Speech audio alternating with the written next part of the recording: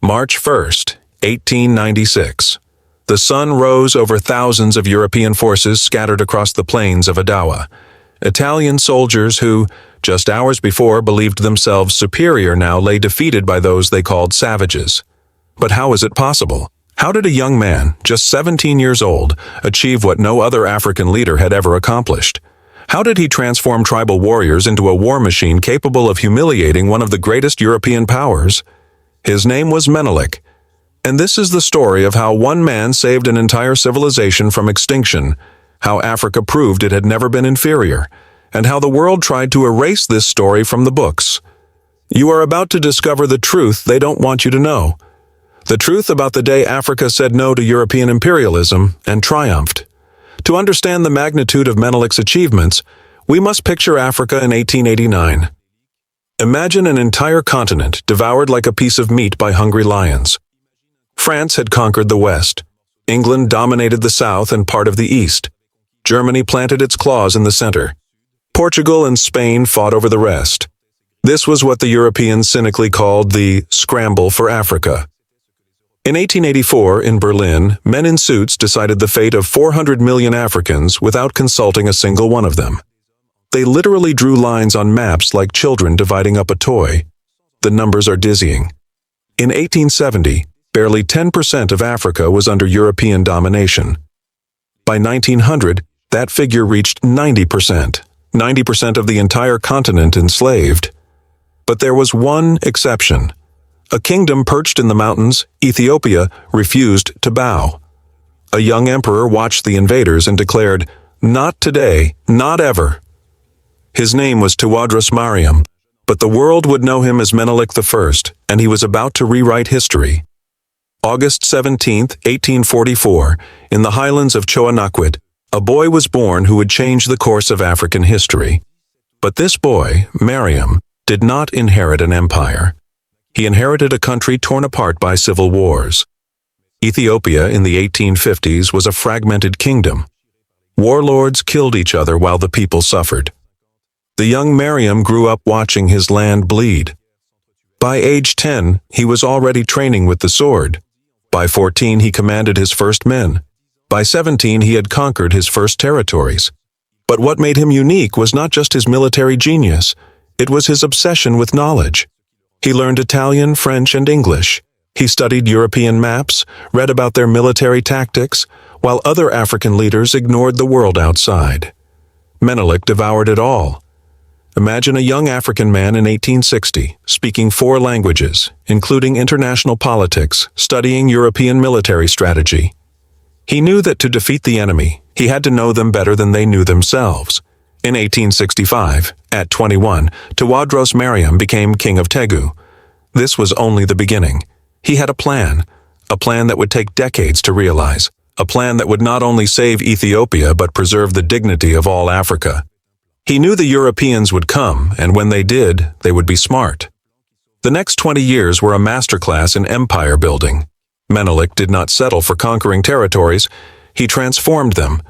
Every victory was calculated, every alliance strategic.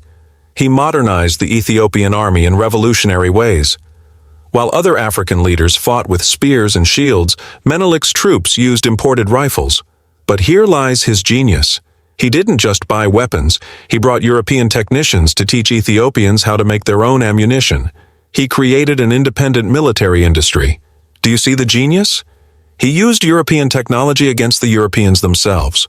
By 1889, the Ethiopian army had 100,000 trained men, 82,000 modern rifles, and 40 cannons, numbers comparable to any European army of the time. But Menelik was not just a general, he was a visionary. He built roads, modernized agriculture, and created a postal system. He was preparing his country for the 20th century. Finally, he became emperor of Ethiopia, Menelik, the man who united a fragmented kingdom into a regional power. But the greatest test was yet to come. That same year, Italy turned its gaze to East Africa and decided it wanted its share of the continent, and it thought Ethiopia would be easy prey. Italy had no idea what it was about to face. In the 1890s, Italy was a newly unified European power, eager to prove its worth in the exclusive club of imperialism. It saw East Africa as an opportunity. The Italian army was modern, well-equipped, trained in the best European military academies. It had artillery, heavy repeating rifles, telegraph communications. General Oreste Baratieri, commander of the Italian forces, was a veteran of European wars. He saw the Africans as mere obstacles on the path to Italian glory. "Savages armed with spears," he said, "will be a walk in the park." Ah, European arrogance. He had no idea he was about to face one of the most brilliant military strategists of the 19th century. Italian forces in East Africa, 17,000 European soldiers, 10,000 colonial troops, modern artillery, unlimited supplies from the homeland. On paper, they were invincible. But there was a problem Italian arrogance refused to see. On the other side of the mountain, Menelik watched, planned, and prepared the greatest military surprise of the 19th century. He knew the Italians would come, and when they did, he would turn his own land into a deadly trap. The Treaty of Wuchale was signed between Italy and Ethiopia. On paper, it appeared to be a treaty of peace and friendship. In reality, it was a trap. Here is where the story turns diabolical. The treaty was written in two languages, Amharic and Italian, but there were crucial differences between the versions. In the Ethiopian version, Article 17 stipulated that Ethiopia could use Italian diplomatic services. In the Italian version, it stated that Ethiopia must use only Italian services. One word, a single word, transformed an option into slavery. The Italians literally forged a treaty to turn Ethiopia into a protectorate. They presented the falsified version to other European powers as proof that Ethiopia was Italian territory. When Menelik discovered the betrayal in 1893, he was furious and calculated. He knew that war was inevitable. He officially denounced the Treaty of Wuchale. His message to Italy was clear: "Come and take our land if you dare." And they came. Oh, how they came. What followed was the greatest military mobilization in all of African history. Menelik did not just summon his troops, he summoned the entire nation. Messengers traveled across the empire. The message was simple: Africa is under attack. Come defend our land, our dignity, our future. The response was overwhelming. 196,000 men answered the call, 196,000 warriors from every tribe, every region, Christians, Muslims, animists, all united against a common invader. But Menelik was not just a charismatic leader, he was a strategist. He organized his army like a modern machine. Each region contributed its specialties. Some carried cannons, others spears, others rode horses. And here is the most impressive part: the logistics. Moving 196,000 men across mountains, feeding them, coordinating the army. European generals would take months to mobilize much smaller forces. Menelik did it in just a few weeks because this was not just an army being assembled, it was an entire civilization rising to defend its existence. In December 1895, the largest military force Africa had ever seen marched toward the enemy, and the Italians had no idea what awaited them. March 1st, 5:30 a.m. On the hills of Adwa, two worlds were about to collide. On the Italian side, 17,000 men confident in their European superiority. On the Ethiopian side, 100,000 warriors fighting for the survival of their civilization. General Baratieri had completely underestimated the enemy. He expected to face disorganized tribes. In reality, he was walking straight into one of the most brilliantly designed military traps in history. Menelik had positioned his troops with remarkable genius. He used the mountainous terrain as a weapon. The Italians were funneled into valleys where their artillery became useless and where Ethiopian numerical superiority was devastating. At 6 a.m., the battle began. What was supposed to be a simple operation, the Italian cleanup, turned into Europe's worst military nightmare in Africa. For 8 hours, hell rained down on Adwa. Ethiopian warriors fought with a ferocity that stunned the Europeans. They were not mere soldiers. They were men defending their families, their land, their dignity. The result was catastrophic for the Italians. 7,000 dead, 10,000 wounded, 3,000 captured. More than half of the Italian army was annihilated. It was the greatest European military defeat in Africa. By 2 p.m., General Baratieri ordered a retreat. No, this was not a retreat. It was a rout. desperate men discovered they were not superior at all. Menelik had achieved the impossible.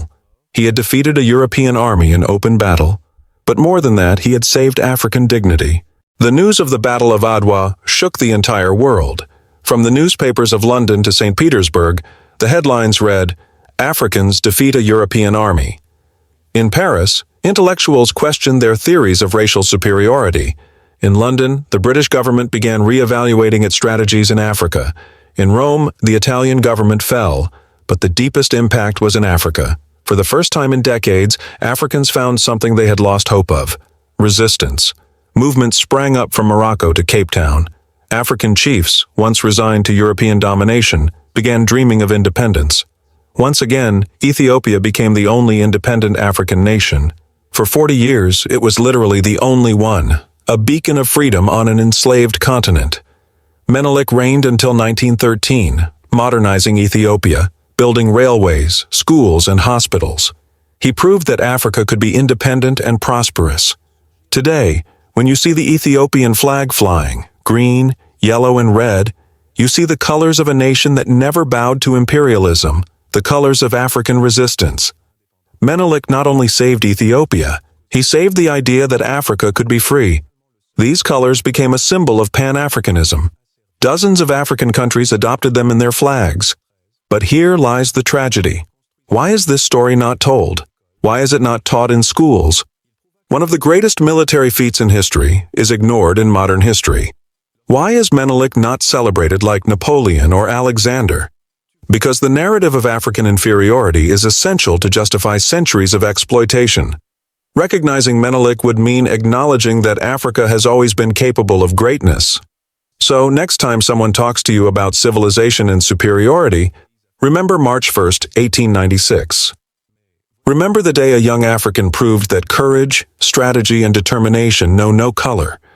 Remember Menelik I, the man who saved the dignity of an entire continent.